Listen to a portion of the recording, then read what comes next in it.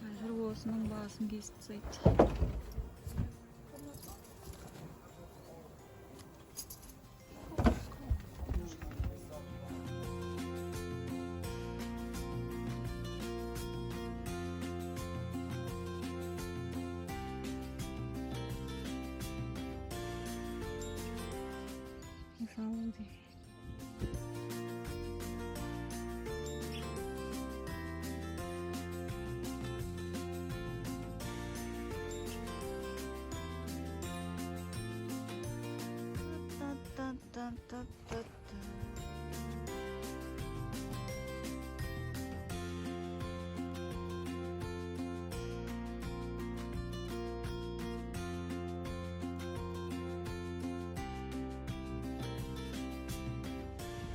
Бұқтырма жағалауға келдік. Нормально ма? Қазір. Нормально, вот нормально.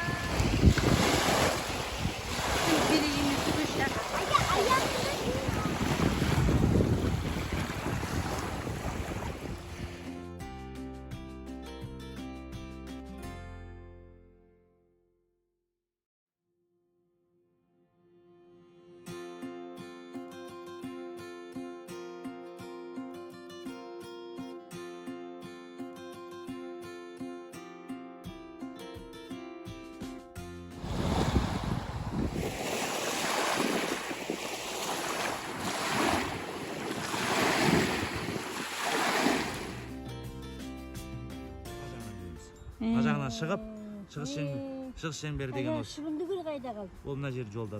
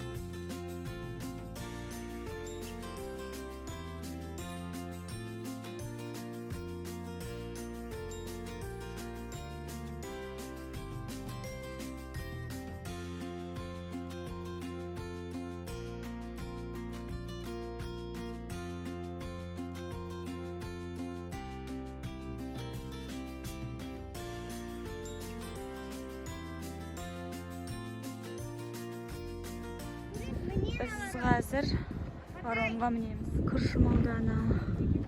Паромға кезек күтіп тұрған машиналар.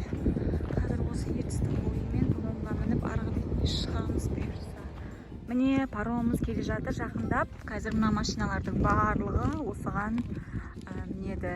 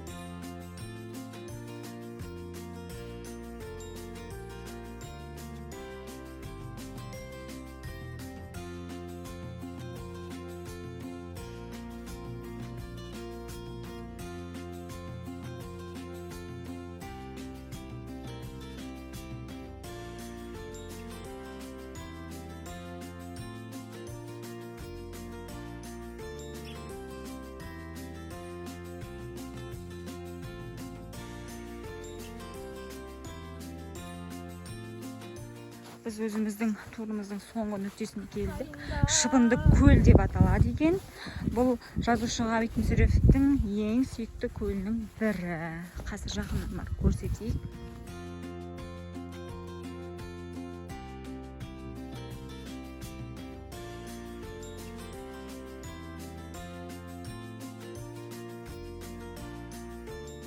Міне Шыбынды көлге де келдік.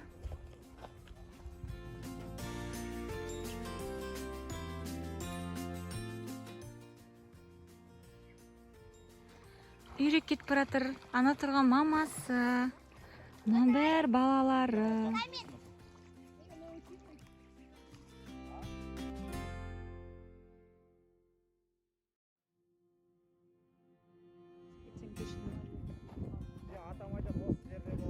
Міне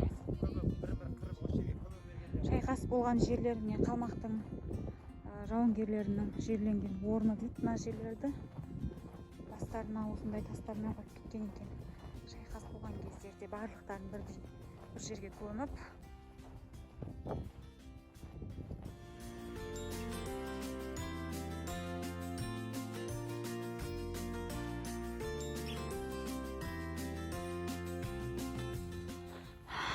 қалмақ жауынгерлерінің моласы.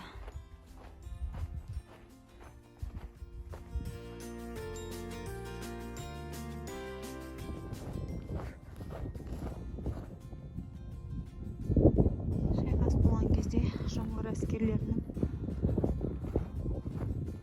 денелерін осында жерлеген екен. Ешқандай да белгі қалмаған, жазу ештеңе жоқ, тек таспен бастырып көміп кеткен болды.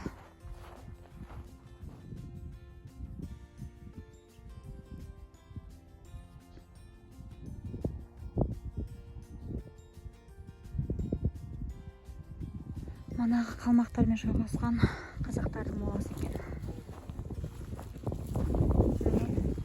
Мына жерде де бар.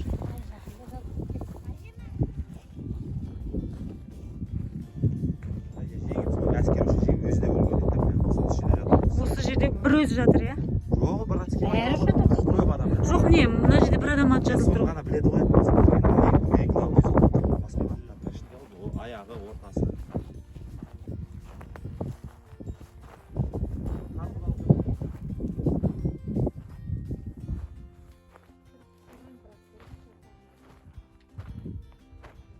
Астарын жинап қойған екен. Мына жерде қазақтар жатыр.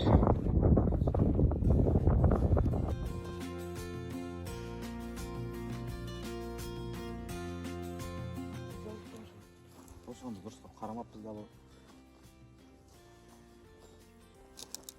Сиырлар сүйкөнеді маған. Арқалы. Мына сиыр сүйкөнеді. Қазақтар ғой, Ол да сол 700 жылдан бері тұр, Анда елесте жүрмей ма түнге қарай? Қазір жоқ. Қазақтар сол көрме ештеңе жазбаған. орыс болып кеткен ғой. бұл.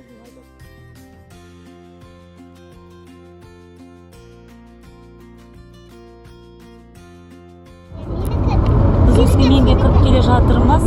Міне қалай енді көріне бастады. Осымен турымыз аяқталды. Назарларыңызға рахмет.